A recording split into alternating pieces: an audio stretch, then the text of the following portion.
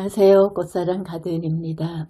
예전부터 조, 홍조, 대조, 목밀 등 다양한 이름으로 불린 과실로 남유럽, 서아시아가 원산지로 추정되고 있으며 한반도에 언제 들어왔는지 정확한 시점은 불명이나 고려 명종 때 재배를 권장 기록이 있어서 대체로 고려시대 이전 교역을 통해 들어봤을 가능성이 점치고 있어요.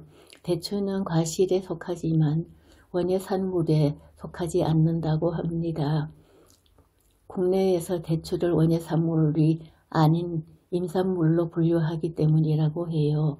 이는 밤 도토리도 마찬가지인데 새 과일은 다른 원예 작물이나 농산물과 달리 산림청 관할인지라 국내에서는 통상 원예학이 아닌 임학에서 다룬다 해요.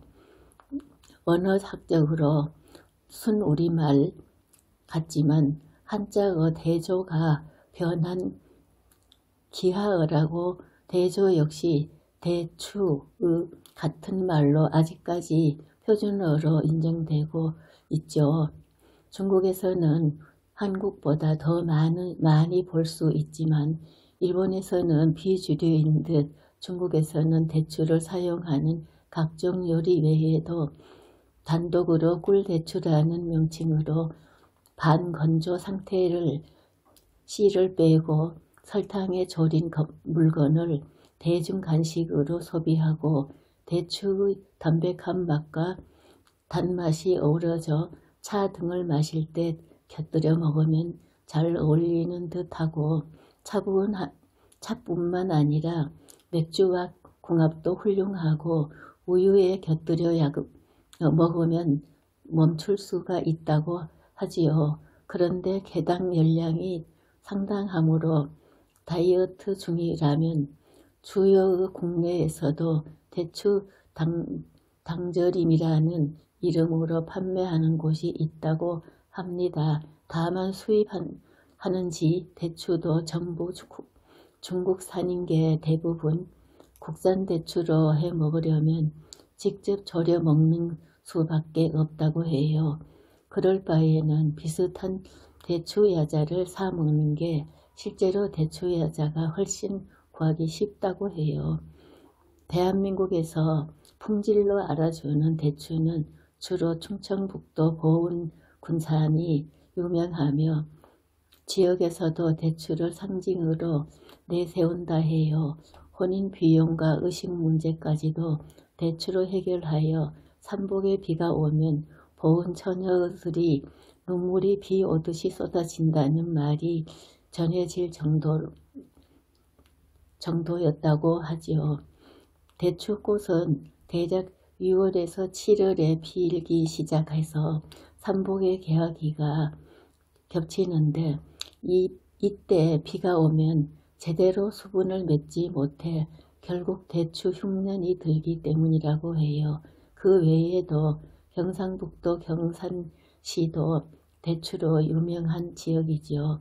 경산은 2010년 이전까지 전국 생산량의 45% 이상을 차지하는 최대 대추 생산지였지만 대추 농가 지원 미비 간격 하락으로 대추 농사를 포기하는 농가가 늘어났다 합니다. 2013년에 40% 이하로 떨어져 38% 전국의 경산 대추를 보온 대추로 속여 팔다 적발되는 사태가 벌어지는 등 상표 가치가 추락했다고 해요. 그래도 전국 2위 생산지인 군의 생산량이 2013년 23%인지라 당분간 1위 자리를 유지한 듯하다며 경산시는 기한 대추꿀로 생산하는 유일한 지역이라고 해요.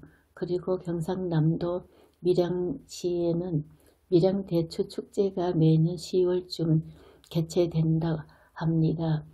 지리적 표시제 대한민국 경산 보은 대추가 등록되었다 합니다. 혼인식 날 새 며느리의 첫 절을 받을 때 시어머니가 패백상에서 대추를 집어 며느리의 치마폭에 던져주는 풍속은 대추가 남자아이를 상징하여 아들을 낳기를 원한다는 의미가 있다는 뜻이며, 또 벼락에 맞아 그을린 대추나무로 만든 물건을 소지하면 애군을 막아준다는 얘기는 들어본 적이 있을 겁니다. 벽조목으로 만든 도장은 엄청나게 비싸고 텐마록의 장준후가 들고 다니던 백조선도 벽조목으로 만든 부채가 인기가 높았던 것입니다. 수오지에서 조계와 오용 일당이 스스로를 대추 장사를 술 장수로 속이고 일단 아무것도 섞이지 않는 술을 그냥 마시게 하여 안심시킨 뒤 곧바로 수면제를 술에 몰래 타서 양지가 수송하던 물자를 강탈당한 사건이 유명했다고 합니다. 구독, 좋아요, 알람 꼭 눌러주세요. 저에게 많은 도움이 됩니다. 감사합니다.